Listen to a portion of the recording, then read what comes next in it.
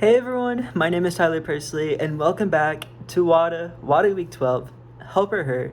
Let's get started. So, throughout my time here at NSU, I've made a lot of friends throughout virtual spaces. Virtual spaces for like gaming or work-related group chats, or just connections I made with friends, with their friends in their group chats as well.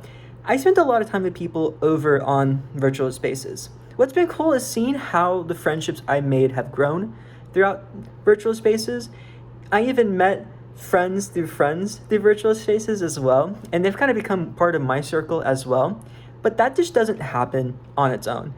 I had to put an effort to grow those relationships, joining conversations, showing up to meetings, showing up to the calls, showing up regularly just shows that being present in those meetings, being present in those spaces helps grow your social presence. I think these kind of experiences, they lead a lot to Shirley Turkle's the idea of the Goldilocks effect. In her TED Talk, she talks about how technology helps us keep our relationships at a distance that feels just right. Not too close and not too far. I see that in online spaces, it's easy to stay connected, but it's also easy to keep things also at a surface level. I also think keeping things at a surface level, I think it's harder to build a much more deeper, more meaningful relationships. I definitely struggle a lot with that. Let me know if y'all as well. So sometimes I've noticed that I might learn something personal about someone during a PlayStation party or just a work-related group chat.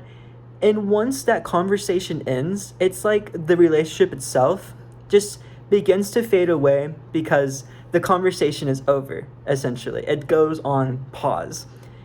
And it doesn't really carry to anything deeper as well. I think what gets tricky is figuring out if it's really a real friendship or it's just convenient to yourself.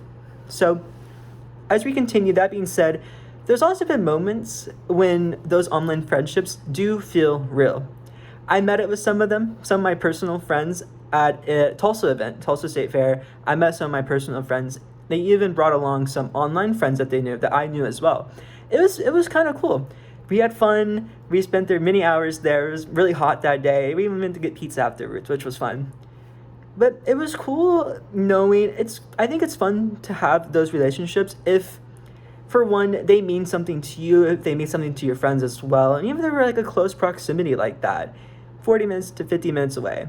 But even then, after that day, the connection just kind of felt faded after that, because you go home with your personal friends back to Tahlequah, but those online friends don't go home with you. So it just kind of feels shallow after that, and it just made me think that just because you connect online doesn't mean it will turn into something lasting, unless both people put in the work for it, which is something I'm kind of weak at.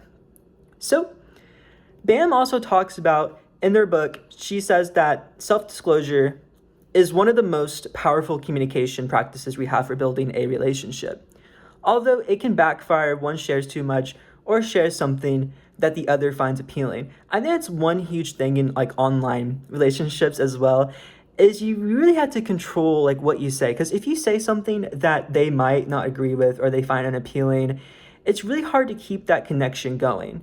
So as we conclude for this week, I just want to ask you all a question is, do you all have any online friends, maybe not through gaming, but through work related or school related, or even just personal connections? And if you do, how do you maintain those relationships? How do you keep those relationships going? And what is some advice you would give to other people watching this video as well, trying to do the same? So anyways, thank you for watching this week, and stay awesome, y'all. Thank you.